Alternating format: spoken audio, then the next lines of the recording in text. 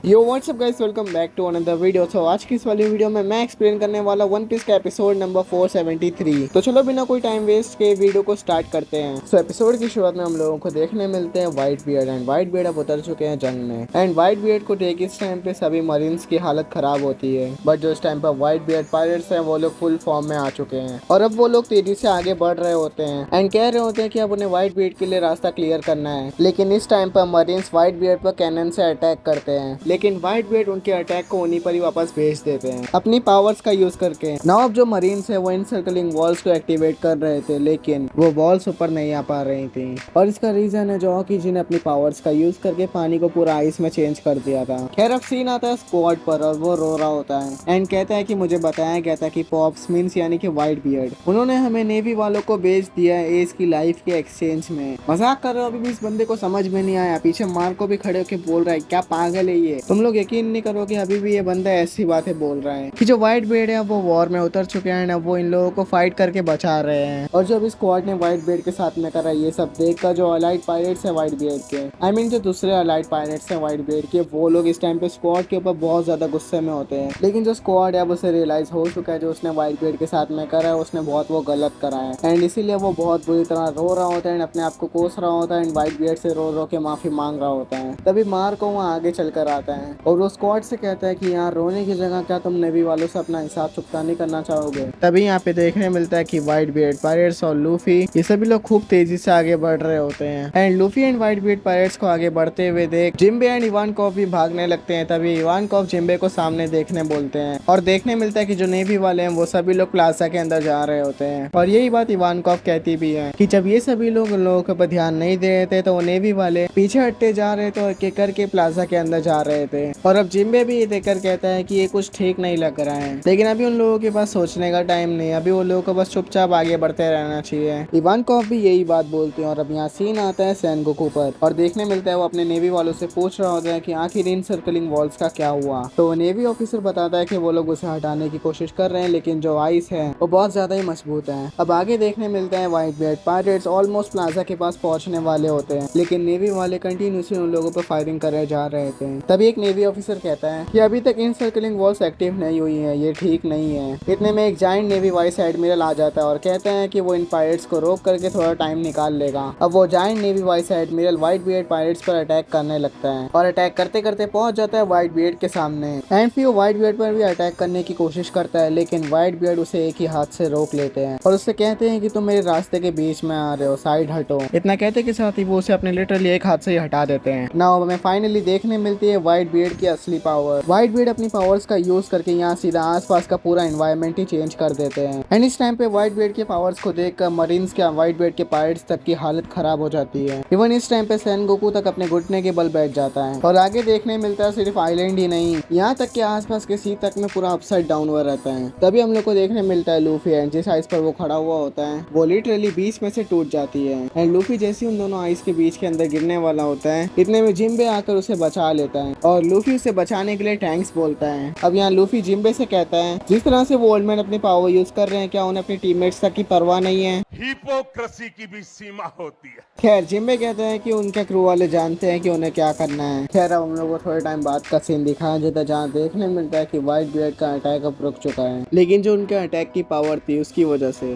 Marine fort बहुत ज्यादा destroy हो चुका होता है और इस टाइम पर उनकी पावर देख के यहाँ सबकी हालत खराब थी। नाउ यहाँ पे सीन शिफ्ट होता है व्हाइट बियर्ड की तरफ एंड हम लोगों को देखने मिलता है वो जाइंट वाइस एडमिरल और वो भी इस टाइम पे व्हाइट बियर्ड की पावर्स को देख के बहुत ज्यादा हैरान था, लेकिन ये बंदा फिर भी नहीं सुधरता है। ये बेवकूफ अभी भी वही रट लगाया हुआ रहता है एंड वही हमेशा की तरह घिसी पिटी line in the name of the absolute justice of the navy. Navy वालों का जस्टिस का तरीका हम लोगों ने बहुत स्टार्टिंग से देखा है और खास करके तो साबोडी आर्क में ही हमेशा की तरह अपना घिसा पिटा डायलॉग। नाउ अब वो जाइंट वाइस एडमिरल अपनी स्वॉर्ड उठाता है और व्हाइट बियर्ड पर अटैक करने के लिए जाता है, लेकिन तभी व्हाइट बियर्ड उसकी तरफ को जंप करते हैं और इस टाइम पे व्हाइट बियर्ड वापस से यूज करते हैं अपनी पावर्स का और उनके पंच में से जो फोर्स निकलती है वो लिटरली वो उस जाइंट एडमिरल को क्रॉस करते हुए ऑलमोस्ट जहाँ पे एस बंधा हुआ होता है उसके पास पहुंचने वाली होती है, लेकिन उसे रोकने के लिए बीच में आ जाते हैं तीनों भी एडमिरल और वो लोग उस फोर्स को एस तक पहुंचने से पहले रोक देते हैं। अब यहाँ पे ऑकीजी कहता है कि अभी ऐसा इसलिए हुआ बिकॉज जो इन सर्कलिंग वॉल्स है वो अभी तक रेडी नहीं हुई है। तो अकाइन उसका जवाब देते हुए कहता है वॉल्स अभी तक इसलिए सेट नहीं हो पाई है बिकॉज तुम्हारी जो आइस है वो बीच में उसे रोक रही है। तब किजारू अकाइनो से कहता है कि चूरन तो जाके उस आइस को मेल्ट क्यों नहीं कर देता है। कुल मिला के किजारू की बात यहाँ पे कहने की ये है कि इस अकाइनो मन बुद्धि को इस टाइम पे अकल से काम लेना चाहिए, तो ये अकल से काम ले रहा है। I mean, इस टाइम पे किजारू ने उसको रोस्ट नहीं किया था, लेकिन मेरा दिल करा तो मैंने उसे कर दिया और कोई मुझे रोक भी नहीं सकता है। Because I hate Aquino and I know you guys also hate Aquino. तो इतना रोस्ट करना तो अकाइनो का बनता है। एनीवेज आगे बढ़ते हैं। आगे हम लोग को देखने मिलता है यहाँ पे जो व्हाइट बेड पायरेट्स है वो लोग कह रहे होते हैं कि वो लोग को यकीन नहीं हो रहा है कि नेवी के जो वाइस एडमिरल्स हैं वो लोगों ने पॉप्स यानी कि व्हाइट बेड की शॉक वेव को इतनी आसानी से रोक लिया। इतने में वहाँ पर जो आ जाता है एंड वो व्हाइट बेड पायरेट से कह रहा होता है कि डरने की जरूरत नहीं है, चलो उन पर अभी चार्ज करते हैं। बिकॉज इस टाइम पर वो लोग पूरी तरह से ब्लैंक हैं,